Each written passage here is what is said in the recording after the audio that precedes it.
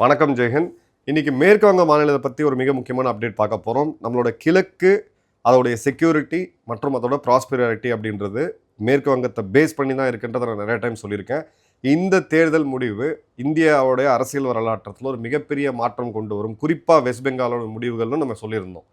இப்போது 4வது மாநிலமாக, அதே மாதிரி இந்தியாவில் ஒரு மிகப்பெரிய மாநிலமாக இருக்கக்கூடிய வெஸ்ட் பெங்கால் யூசிசின்னு சொல்லக்கூடிய யூனிஃபார்ம் சிவில் கோட் சட்டத்தை இப்போ தாக்கல் செய்ய இருக்கிறாங்க. இங்கே தான் மிகப்பெரிய பிரேக்கிங் நியூஸ். ஜூன் 29 இந்த மசோதா அவங்க சட்டமன்றத்தை தாக்கல் செய்யப்படும் அப்படின்ற ஒரு நிலைமை இருக்குது. 294 சீட்டில் 208 சீட்டு இப்போ இருக்கக்கூடிய பிஜேபி அரசாங்கத்துக்கு இருக்குது. இதை தவிர கிட்டத்தட்ட ஒரு 58 எம்எல்ஏக்கள் டிஎம்சியிலேருந்து பிரிஞ்சு தனி அறிக்கை கேட்டு அவங்க தான் கட்சின்னு சொல்லி கட்சி கொறடாவையும் போட்டு அவங்களுடைய சபாநாயகர் அப்ரூவும் பண்ணிட்டாரு. அவங்க அந்த சைடு இருக்கிறத நம்ம பார்க்க முடியுது. ஸோ இந்தியாவுடைய 4வது மாநிலம், அதாவது இந்தியாவுடைய மிகப்பெரிய மாநிலங்களில் ஒன்றான வெஸ்ட் பெங்கால் இப்போ யூனிஃபார்ம் சிவில் கோடை நோக்கி நகர்றாங்க அப்படின்றத பார்ப்போம். ஸோ இந்த செய்தி இன்னும் உறுதிப்படுத்தப்படலை, பட் கிட்டத்தட்ட எல்லா ஊடகங்களுமே இதை கவர் பண்ணியிருக்கிறாங்க அப்படின்றத பார்க்கலாம். இப்போது 2 முக்கியமான சட்டங்கள் அங்கே இம்ப்ளிமெண்ட் பண்ணப்படுது. West Bengal public safety and control of anti social activities bill 2026.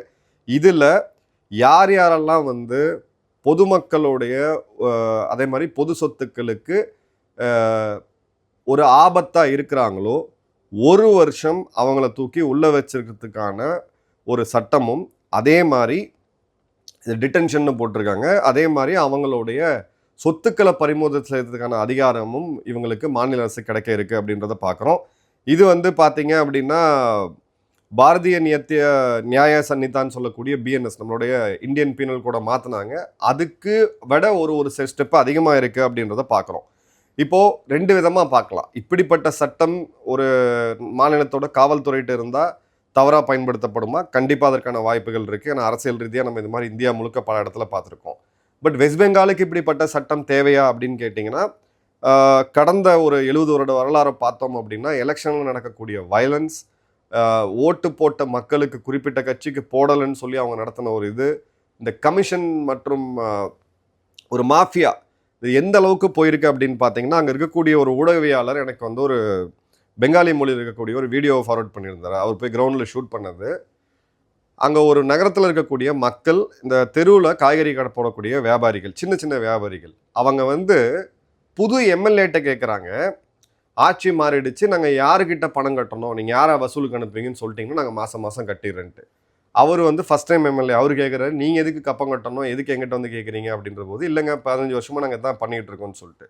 So இந்த திரிணாமுல் காங்கிரஸோடைய அந்த ஆர்கனைஸ் ஸ்ட்ரக்சர், டிஸ்ட்ரிக்ட் செக்ரட்டரி, அதாவது அவங்க மாவட்ட செயலாளர், அதன் பிறகு அவங்க கீழே இருக்கக்கூடிய ஒரு தெருவில் உட்காந்து சின்ன காய்கறி வியாபாரம் பண்ணி ஒரு ஜீவனம் நடத்தக்கூடிய சிறு சிறு ஆட்கள்கிட்ட போய் ஒரு மாதத்துக்கு இவ்வளோ 500 ரூபாயில் ஆரம்பித்து ஹோட்டல் நடத்துகிறவங்ககிட்ட லட்சக்கணக்கில் வாங்குற வரைக்கும் எல்லா வேலையுமே இங்கே பண்ணிகிட்டு இருக்காங்க. இந்த இடத்துல யாராவது ஒரு வேலை கப்பம் கட்டலை, இல்லை ஏதாவது ஒரு இதற்கு கந்து வட்டி இந்த மாதிரியான விஷயங்கள்ல பண்ணாங்க அப்படின்னா அவங்க சொத்துக்களை சூறையாடுறது, அவங்கள அடிச்சு கொள்வது, இல்லை அவங்க கிட்னாப் பண்ணுறதுன்றதெல்லாம் ரொம்ப சர்வசாதாரணமாக நடக்கக்கூடிய ஒரு விஷயம். ப்ளஸ் தேர்தலில் அவங்க யாருக்காவது எதிராக வாக்கு போட்டுட்டாங்க அப்படின்னா அந்த இடத்துல அவங்கள உண்டு இல்லாமல் பண்ணக்கூடிய ஒரு மாஃபியாவும், இந்த மாஃபியாவுடைய பயம் அந்த மக்கள்கிட்ட இருக்குது. எந்த அளவுக்குன்னா, போன முறை நடந்த உள்ளாட்சி தேர்தலில் வெஸ்ட் பெங்காலில் காங்கிரஸ், சிபிஎம், பிஜேபி இந்த 3 கட்சி வேட்பாளர்களும் ஒன்றா போய் வேட்புமனு தாக்கல் செய்கிறாங்க. ஏன்னா தனியாக போனால் இவங்களை தூக்கிடுவாங்க, அவங்க அடிச்சிருவாங்கன்னு சொல்லிட்டு தேர்தல் அதிகாரியோடைய அலுவலகத்து வாசல் வரைக்கும் பார்த்தீங்கன்னா இவங்களுடைய மாஃபியா அப்படின்றதுன்னு இருக்குது. 3 எதிர்கட்சிகள் ஒன்றா சேர்ந்து போய் வேட்புமனு தாக்கல் செய்கிறாங்க. பல இடங்களில் வேட்புமனுவே தாக்கல் செய்யப்படலை அப்படின்னா கடந்த ஒரு 15 இயர்ஸாக எந்த மாதிரியான ஒரு வாழ்க்கையை அந்த மக்கள் வாழ்ந்துருக்கிறாங்க அப்படின்றத நம்ம தெளிவாக பார்க்குறோம். அதே மாதிரி வெஸ்ட் பெங்காலோடைய அந்த ஜெனட்டிக்ஸை எடுத்திங்கன்னா அவங்க போராட்டம் குணம் உள்ள மக்கள். எப்பயுமே ஒரு விஷயத்தை போராடுவாங்க. இந்தியாவுடைய மிகப்பெரிய போராட்டம் மூமெண்ட்ஸ் எல்லாமே அங்கே தான் ஆரம்பிச்சது. ஆனால் கடந்த 15 வருடங்களில் மக்களுக்கு போராடுறதுக்கான எந்த வாய்ப்பையும் கொடுக்கல. ஒருவேளை அப்படி அஃபிஷியலாக அவங்க போராடினாங்க அப்படின்னா போராட்டத்துக்கு பிறகு அவங்க நிலைமை என்ன ஆகும் அப்படின்றதும் ஒரு பெரிய பயமாக இருந்துச்சு. ஸோ இந்த இடத்துல இந்த சட்டம் வரும்பொழுது இனி வரக்கூடிய காலங்களில் மக்களை பயமுறுத்தக்கூடிய யாராக இருந்தாலும் இந்த பெரிய மாஃபியாஸ் இருக்காங்க, அவங்கள தூக்கி உள்ளே வைக்கிறதுக்கு ஒரு தயவுதாட்சணை என்று ஒரு சட்டம் தேவைப்படுது அப்படின்றது இன்னொரு ஸ்கூல் ஆஃப் தாட்.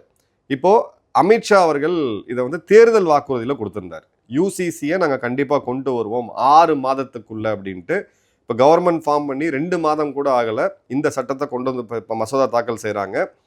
இப்போது இந்த இடத்துல பிரதமர் அவர்கள் ஒரு விஷயத்தை பேசியிருந்தார். ஜாங்கிப்பூர் அப்படின்ற ஒரு மிக முக்கியமான இடத்துல எலெக்ஷன் ராலியில் பேசியிருந்தார். கண்டிப்பாக இந்த இடத்துல நாங்கள் யூசிசியை கொண்டு வருவோம், இந்த அப்பீஸ்மெண்ட் பாலிடிக்ஸை முடிவுக்கு கொண்டு வருவோம் அப்படின்றது தான் அங்கே ஒரு தேர்தல் வாக்குறுதியாக இருந்துச்சு. ஸோ இந்த 2 சட்டங்கள், ஒன்று இவங்களோட பப்ளிக் சேஃப்டி ஆக்ட், 2வது யூசிசி அப்படின்றது உள்ளே வருது. இதுக்கு முன்னாடி அஸ்ஸாம் பண்ணியிருக்கிறாங்க, சில மாநிலங்கள் பண்ணியிருக்காங்க. பட் அதெல்லாமே சின்ன சின்ன மாநிலங்கள். கணிசமான மக்கள் தொகையை கொண்ட வெஸ்ட் பெங்காலில், அதுவும் வந்து ஒரு போல்ரைஸ்டாக இருக்கக்கூடிய ஒரு ஸ்டேட்டு, இங்கே யூசிசியை வந்து கொண்டு வரும்போது தான் இப்போ அடுத்த வரக்கூடிய நாட்களில் சில மாதங்களில் யூசிசியை நாடு தொழுவி கொண்டு வரலாமா இல்லையான்றதை இந்த பண்ணக்கூடிய முயற்சிகளை வச்சு நம்ம வந்து பார்க்கலாம். இப்போது யூசிசியில் 4 முக்கியமான விஷயங்கள் கவர்ன் ஆகுது. ஒன்று மேரேஜ் மற்றும் டிரைவர்ஸ். இப்போ இந்த திருமணம் மற்றும் விவாகரத்து இது எல்லாமே அந்தந்த மத சட்டங்களை பேஸ் பண்ணி இருந்துச்சு. இப்போ இது எல்லாமே ஸ்டாண்டர்டைஸ் ஆக போகுது. 2வது இன்ஹெரிட்டன்ஸ் மற்றும் சக்சஷன். அதாவது ஒரு குடும்பத்தில் இருக்கக்கூடிய சொத்தை அடுத்த தலைமுறையினருக்கு போகணும் அப்படின்ற போது, இப்போது ஹிந்துக்கள் எடுத்தீங்க அப்படின்னா பெண்களுக்கு உரிமை இருக்குது. இப்போ அண்ணன் தங்கச்சி 2 பேர் இருக்காங்கன்னா 2 பேருக்குமே சம உரிமை இந்த சொத்தில் இருக்குது. ஆனால் சில மதங்களில் அது கிடையாது. இப்போ அதையும் ஸ்டாண்டர்டைஸ் பண்ண போகிறாங்க. பெண்களுக்கான அந்த சொத்துரிமையும் வந்து எல்லாருக்குமான ஒரு இதுவாக இருக்க போகுது. 3வது பார்த்தீங்கன்னா அடாப்ஷன், தத்தெடுக்கிறது. இதுவும் ஒரு சட்டம், ஒரு மதத்தில் ஒரு மாதிரியான சட்டம் இருக்குது. இதை இப்போ ஸ்டாண்டர்டைஸ் பண்ண போகிறாங்க. 4வது ஒருவேளை விவகாரத்தை ஆச்சு அப்படின்னா மனைவிக்கு கொடுக்கக்கூடிய ஜீவனாம்சம், மெயின்டெனன்ஸ், எலிமோனி அப்படின்னு சொல்லுவோம், அதையும் இப்போ ஸ்டாண்டர்டைஸ் பண்ண போகிறாங்க அப்படின்றத பார்க்குறோம். 47 to 49 இந்தியாவுடைய கான்ஸ்டியூஷன் ஃபார்ம் ஆகும்போது அன்று சட்டமேதை அண்ணல் B.R.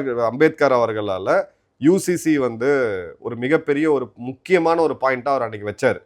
பட் அன்றைக்கி இருந்த ஐயூஎம்எல் போன்ற பல அமைப்புகள் இதை வந்து எதிர்த்தாங்க. இது வந்து பண்ணக்கூடாது, எங்களுக்குன்னு எங்களுடைய மத சடங்குகள் இருக்குது அப்படின்னு சொல்லிட்டு. அதில் ஆர்டிக்கல் 44, இந்தியாவுடைய அரசியல் சாசனத்தில் இருக்கக்கூடிய ஆர்டிக்கல் 44 டைரக்டிவ் பிரின்சிபலாக கொண்டு வந்து வச்சாங்க. ஆஸ்பிரேஷனல், இது வந்து என்ஃபோர்ஸ் பண்ண முடியாது, எல்லாருக்கும் ஒரே மாதிரியான சட்டம்ன்றதை என்ஃபோர்ஸ் பண்ண முடியாதுன்னு சொல்லிட்டு. 78 ஷாபானோ டைவர்ஸ் கேஸ் ஒரு மிகப்பெரிய ஒரு பிரளயத்தை வந்து உண்டு பண்ணுச்சு. அன்னைக்கு இருக்கக்கூடிய சுப்ரீம் கோர்ட் இந்த பெண்ணுக்கு உரிமை இருக்குது, ஜீவனாம்ச உரிமை இருக்குது அப்படின்னு சொல்லி அந்த தீர்ப்பை வந்து கொடுத்தாங்க. பட் காங்கிரஸ் கவர்மெண்ட் அன்னைக்கு அதை வந்து ஓவர் டர்ன் பண்ணாங்க. அதே மாதிரி பார்த்தீங்க அப்படின்னா கோவாவில் இந்த சிவில் கோட் அப்படின்றது நம்மளுடைய நாட்டுக்கு அரசியல் சாசனத்துக்கு ஃபார்ம் பண்ணுறதுக்கு முன்னாடி தான் இருந்துச்சு. அது வந்து 1867 போர்ச்சுகீஸ் கோவா சிவில் கோட் அப்படின்னு சொல்லுவாங்க. ஸோ கோவாவில் ஏற்கனவே சுதந்திரம் பெறத்துக்கு முன்னாடியே இந்த யூசிசி அப்படின்றது இருக்குன்றதை பார்க்குறோம். ஸோ அடுத்தது எந்த மாநிலம் வந்துச்சுன்னா 2024 உத்தராகண்ட் மாநிலம் இதை வந்து பாஸ் பண்ணுறாங்க. 3வது 2026 இந்த வருஷம் குஜராத் வந்து பாஸ் பண்ணாங்க. 4வது அஸ்ஸாம் மாநிலம் பாஸ் பண்ணாங்க. இப்போ 5வதாக பார்த்தீங்க அப்படின்னா வெஸ்ட் பெங்கால். இப்போ கோவா, குஜராத், அஸ்ஸாம் இது எல்லாத்த விட உத்தராகண்டை விட ஒரு மிகப்பெரிய மாநிலம் அப்படின்றது வெஸ்ட் பெங்கால். ஸோ இப்போ அதே மாதிரி நீங்கள் பிஜேபி எடுத்திங்கன்னா 98லையும் சரி, 19, 24, 26 4 இதுலேயுமே அவங்க வந்து அந்த யூசிசியை ஒரு தேர்தல் மேனிஃபெஸ்டோ வாக்குறுதியாக வந்து வச்சுருந்தாங்க அப்படின்றத பார்க்குறோம்.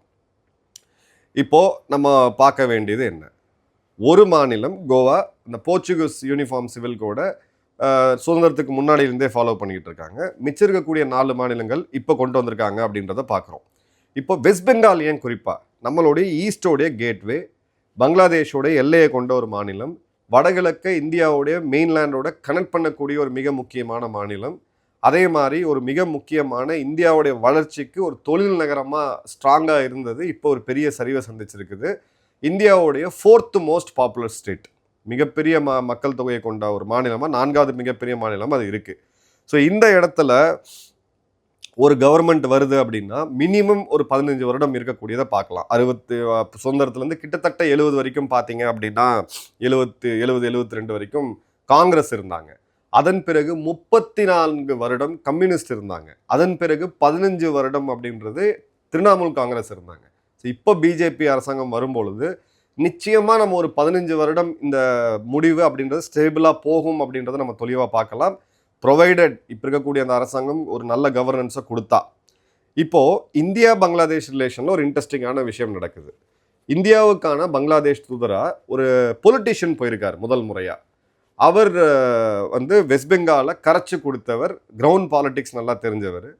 இப்போது அவருக்கு ஒரு எலிவேஷனை கொடுத்துருக்காங்க. அது என்ன எலிவேஷன் அப்படின்னு பார்த்தீங்கன்னா, கேபினட் மினிஸ்டருக்கான அந்தஸ்தை ஒரு தூதரக அதிகாரிக்கு கொடுத்துருக்காங்க. இது கடந்த காலங்களில் நடந்திருக்குது. இப்போ கேபினட் மினிஸ்டர்னு சொல்லி அந்த அந்தஸ்தை கொடுக்கும் பொழுது அவரால் அங்கே இருக்கக்கூடிய பிரதமர்கிட்டையும் அங்கே இருக்கக்கூடிய அமைச்சர்கள்கிட்டையும் அதிபர்கள்கிட்டையும் நேரடியாக போய் பேச முடியும். ஸோ இந்தியா பங்களாதேஷ் ரிலேஷனை ஒரு மிகப்பெரிய ரிசெட்டை பண்ணுறாங்க. ஒன்று உள்ளுக்குள்ளே இந்த மாதிரியான மிகப்பெரிய மாற்றங்கள் நடந்துகிட்டு இருக்கு. அதே சமயம் இந்தியா பங்களாதேஷ் உறவை இந்தியா ரொம்ப சீரியஸாக எடுத்துக்கிட்டு அதை அடுத்த கட்டத்தை நோக்கி போகிறதுக்கு ஒரு டிப்ளமேட்டை வந்து அங்கே தூதரகத்திலிருந்து ஐஎஃப்எஸ் சர்வீஸ்லேருந்து வர இந்தியன் ஃபாரின் சர்வீஸ்லேருந்து வரக்கூடியவரை போடாமல் ஒரு மிக முக்கியமான தேர்ந்த கிரவுண்டட் அரசியல்வாதி அங்கே போட்டு அவருக்கு கேபினட் அந்தஸ்து கொடுக்குறாங்க. அப்படின்னா நம்மளுடைய நாடு எந்த அளவுக்கு இப்போ அதை வந்து ரொம்ப சீரியஸாக பார்த்துட்டு இருக்கிறாங்க அப்படின்றத தெளிவாக பார்க்க முடியுது. அதே மாதிரி பார்த்தீங்க அப்படின்னா அங்கே இருக்கக்கூடிய இஸ்லாமியர்களும் கொஞ்சம் பயந்தாங்க. இது வந்து ஒரு இந்து மெஜாரிட்டி அரசாங்கமாக வருது, நமக்கு மேலே தாக்குதல் நடத்துமான்னு சொல்லிட்டு. பட் நல்ல விஷயம் என்ன அப்படின்னு பார்த்தீங்கன்னா, பெரிய அளவுக்கு அந்த மாதிரியான எந்த விதமான வயலன்ஸுமே அங்கே நடக்கலை. யார் தடி எடுத்தாலும் அவங்களுக்கான அந்த சட்டம் அப்படின்றது கடுமையாக பாஞ்சிக்கிட்டு இருக்கு. இப்போது பங்களாதேஷ்லேயும் பார்த்தீங்க அப்படின்னா அங்கே இருக்கக்கூடிய இந்துக்கள் தெருவில் திரும்ப வந்து போராடக்கூடிய சூழ்நிலை இருக்குது. ஏன்னா அங்கே இருக்கக்கூடிய ஒரு மிக முக்கியமான ராமர் சிலையை அங்கே இருக்கக்கூடிய ஃப்ரிஞ்ச் எலிமெண்ட்ஸ் உடைச்சது. ஸோ ரெண்டு சைடுமே இது ஒரு மாதிரியான ஒரு ஹாட் பாட் மாதிரி தான் இருக்குது. ஸோ இதை கொண்டு வரணும் அப்படின்னா ஒரு ஃபுல் ஃப்ளெஜ்டான ஸ்ட்ராட்டஜியை கொண்டு வரணும். ஸோ ரொம்ப ஒரு அம்பிஷியஸான ஒரு மூவ். ஒரே நேரத்தில் யூசிசி கொண்டு வராங்க, பப்ளிக் சேஃப்டி ரிஃபார்ம் ரூல்ஸ் வருது, அதே மாதிரி D3ன்னு சொல்லக்கூடிய டிடெக்ட் டெலீட் டிபோர்ட்னு சொல்லக்கூடிய இந்த பங்களாதேஷிகள் இல்லீகலாக இருக்கவங்களே வெளியில் அனுப்பக்கூடிய நடவடிக்கை, பார்டர் ஃபென்சிங்கை ஒரே நேரத்தில் பண்ணுறது, பங்களாதேஷோடைய உறவை ரிசெட் பண்ணுறது அப்படின்னு சொல்லி எக்கச்சக்கமான மூவை நம்ம ஒரே நேரத்தில் பண்ணிகிட்டு இருக்கோம் அப்படின்றத பார்க்குறோம். ஏன்னா இது ரொம்ப ரொம்ப ஒரு முக்கியமான ஒரு மாநிலம் அப்படின்றத நம்ம மறந்துட முடியாது. இன்வெஸ்ட்மெண்ட் கிளைமேட் இப்போ வரைக்கும் அவங்க இன்டர்னலாக இதை க்ளீன் பண்ணிட்டு தான் இன்டர்னல் இன்வெஸ்ட்மெண்ட்ஸ் அப்படின்றது உள்ளே வரும். பல முக்கியமான நிறுவனங்கள்கிட்ட அவங்க பேசிக்கிட்டு இருக்காங்க. பட் குறிப்பாக இதெல்லாம் சரி பண்ணிட்ட பிறகு தான் இதை கொண்டு வர முடியும். ஒரு பாப்புலிஸ்ட் மெஷர், அதாவது அங்கே இருக்கக்கூடிய குடும்ப பெண்கள் எல்லாருக்குமே 3000 ரூபான்றதை வந்த நாள்லேயே இம்ப்ளிமெண்ட் பண்ணிட்டாங்க. பட் அதில் ஒரு கேவியாட் வச்சாங்க. அது என்ன அப்படின்னு பார்த்தீங்கன்னா, இல்லீகலாக உள்ளே வந்தவங்களுக்கு அது போகக்கூடாதுன்னு சொல்லிட்டு யார் யாரோட பேரெல்லாம் எஸ்ஐஆர் லிஸ்ட்டில் வந்து வெளியேற்றப்பட்டுச்சோ அவங்களுக்கு அது கிடைக்காது. ஏற்கனவே அப்பீலில் இருக்கவங்க நீங்கள் அப்பீலில் வந்துட்டு உங்களுடைய பேரை சேர்த்துக்கிட்டு அதுக்கப்புறம் தான் இது கிடைக்கும் அப்படின்னு சொல்லி மாற்றிருக்கிறாங்க அப்படின்றத பார்க்குறோம். அதே மாதிரி இது மத்திய அரசு மாநில அரசு ஒரே மாதிரியான அரசாங்கம், ரெண்டுமே பிஜேபி அரசாங்கமாக இருக்கிறதுனால நிச்சயமாக இவங்களுக்கு மத்திய அரசோட சப்போர்ட்டும் இருக்கும். மேபி ஒரு ஸ்பெஷல் பேக்கேஜ் கூட கொடுக்கலாம். அதே மாதிரி பிஎஸ்எஃப்பும் பார்டர் செக்யூரிட்டி அப்படின்றது ஃபுல் ஃப்ளெஜில் அவங்க போயிட்டுருக்கு. ஒரு தமிழ்நாட்டை சேர்ந்த ஒரு ஓய்வு பெற்ற பிஎஸ்எஃப் அதிகாரி இப்போ தான் அங்கேருந்து பணி ஓய்வு பெற்றார். அவர்கிட்டையுமே நான் பேசும்பொழுது இதுவரை பார்க்காத அளவுக்கு அந்த அளவுக்கு ஃபாஸ்ட்டாக ஃபென்சிங்காக இருக்கட்டும், இல்லை ஆட்டோமேஷனாக இருக்கட்டும், ஐடென்டிஃபை பண்ணுறது, பிஎஸ்எஃப்ஓடைய என்ஃபோர்ஸ்மெண்ட், இது எல்லாமே ரொம்ப ஃபாஸ்ட்டாக போயிட்டுருக்கு அப்படின்றத சொல்கிறாங்க. அதே மாதிரி இன்டர்னல் செக்யூரிட்டியில் இந்த public safety and control of anti social activities bill அப்படின்றது இனி வரக்கூடிய காலத்தில் மாஃபியாவை அங்கே உருவாக்கி இருக்கக்கூடிய மாஃபியாவை நீங்கள் எடுக்கிற வரைக்கும் எந்த ஒரு உற்பத்தி துறையும் கண்டிப்பாக போக மாட்டாங்க. ஏன்னா இதை நான் எவ்வளோ காணொலியில் விவரித்தாலும் ஒரு நாள் டைம் கிடைக்கும்போது நான் அவரே கூப்பிட்டு கூட நம்ம சேனலில் பேச வைக்கிறேன். ஆங்கிலத்தில் தமிழ் மொழிபெயர்த்து ஏதாவது நம்ம பண்ணலாம். அதை வந்து நீங்கள் விஷுவலைஸே பண்ண முடியாது. யார் தொழில் செஞ்சாலும், அது அம்பானியாக இருந்தாலும் சரி, டாட்டாவாக இருந்தாலும் சரி, தெருவில் கடை வைக்கக்கூடிய ஒரு சாதாரண மக்களாக இருந்தாலும் சரி, அங்கே நீங்கள் கப்பங்கட்டாமல் வேலையே செய்ய முடியாது. அவங்க யார் எப்போ நினச்சாலும் என்ன வேணாலும் பண்ண முடியும் அப்படின்ற சூழ்நிலை அப்படின்றது இருக்குது. பட் இந்த சட்டம் மிஸ்யூஸ் ஆகக்கூடாது. ஏன்னா இந்த மாதிரியான ஒரு கடுமையான சட்டங்கள் கொடுக்கும் பொழுது அது காவல்துறை ஒரு எஃப்ஐஆரை போட்டாங்க அப்படின்னா அதுலேருந்து வெளியில் வர்றது அடுத்த கோர்ட்டில் தான் போய் வர முடியும். ஸோ இதை வந்து எப்படி நடக்குது அப்படின்றத பார்க்கலாம். அதே மாதிரி இந்த சிவில் சொசைட்டி இப்போ இருக்கக்கூடிய டிஎம்சி அவங்க இன்டர்னல் பிரச்சனைகளை சமாளிச்சுட்டு இருக்காங்க. இந்த இடத்துல ஒரு ஸ்பேஸ் உருவாகுது. கம்யூனிஸ்ட்டாக அவங்க ஏற்கனவே 34 வருடம் பார்த்துட்டாங்க, பெரிய அளவுக்கு இன்ட்ரெஸ்ட் இல்லை. டிஎம்சியை 15 வருஷம் பார்த்துட்டாங்க. ஸோ இந்த இடத்துல காங்கிரஸ் மிகப்பெரிய லெவலில் வளர்கிறதுக்கான ஒரு வாய்ப்பு இருக்குது. ஏன்னா எதிர்கட்சி ஸ்பேஸ் எப்பயுமே சும்மா இருக்காது, யாரோ வருவாங்க. பட் காங்கிரஸ் அதை பயன்படுத்திக்கிறாங்களா அப்படின்னு பார்த்தீங்கன்னா அது ஒரு செப்பரேட் இது. நம்ம டீப்பாக நான் பொலிட்டிக்கலில் போக வேணாம்னு பார்க்குறேன். என்ன நடக்குன்ற ஒரு டீட்டெயில் வீடியோவில் பார்ப்போம். நன்றி, வணக்கம், ஜெய்.